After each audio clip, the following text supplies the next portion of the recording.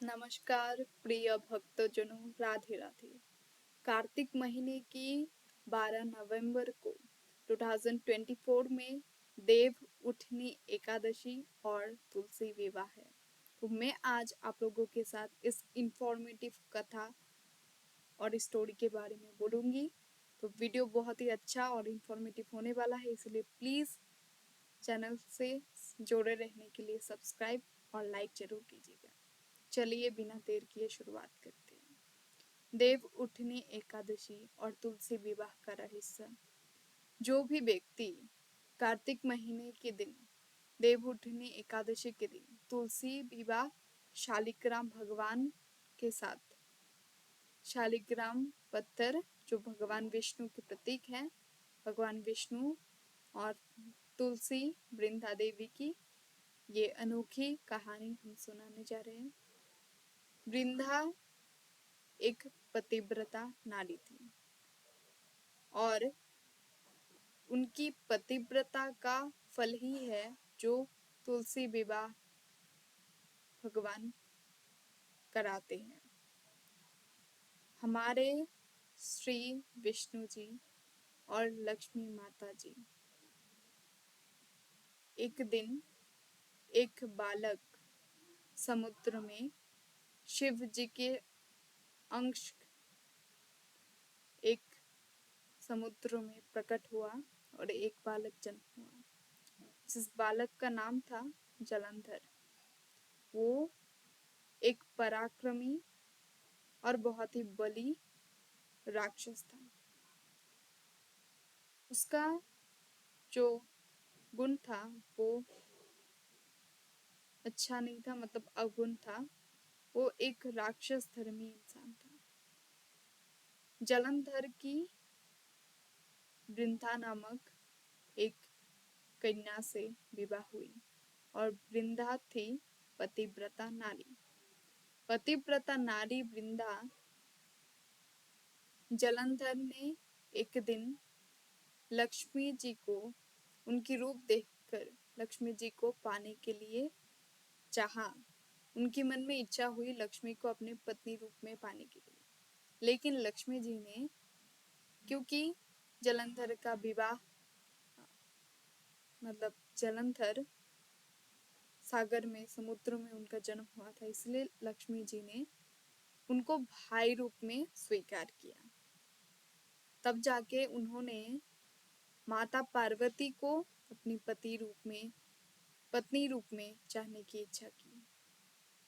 तब भगवान शिव शंकर ने उन्होंने देखा,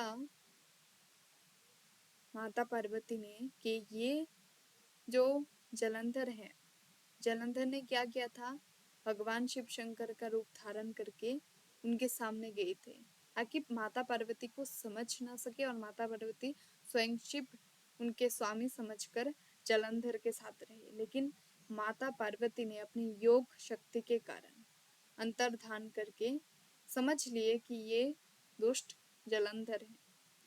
तब जलंधर के साथ महादेव का युद्ध हो रहा था और जब इस युद्ध में वृंदा थी एक पतिव्रता नारी और भगवान के ऊपर पूरा विश्वास करती थी, वो भगवान विष्णु की भक्त थी। तो इसीलिए जलंधर को मारना संभव नहीं था, क्योंकि कारण वृंदा थी। वृंदा के पतिव्रता धर्म ही जलंधर को मारने में एक बाधा खड़ी हुई थी। इसीलिए महादेव ने एक इच्छा किया, महादेव ने एक मुनि के रूप धारण किया और मुनि के रूप धारण करके उनके साथ 2 राक्षस उन्होंने लेके गए। तो उन्होंने जब 2 राक्षस लेके गए वृंदा के साथ, और जब वृंदा के सामने पहुंचे तो उन्होंने अपने शक्ति से, महादेव जो मुनि रूप में धारण करके गए थे, अपने शक्ति से उन दोनों राक्षस को भस्म कर दिया। और वो उन्होंने तब पतिव्रता वृंदा ने माँ जलंधर की जो महादेव से युद्ध हो रही थी, जीत के लिए उस मुनि से आशीर्वाद मांगा और पूछा। तब मुनि ने 2 बांदर का रूप धारण किया और एक हाथ में उन्होंने जलंधर का सिर लिया और एक हाथ में जलंधर का धर। इसे देख के वृंदा मूर्छित होकर गिर पड़ी नीचे और तभी भगवान शिव शंकर जलंधर, जब वृंदा की होश आई तो भगवान शिव शंकर जलंधर को जीवित कर दिए। लेकिन उन्होंने क्या किया, शिव शंकर ने जलंधर को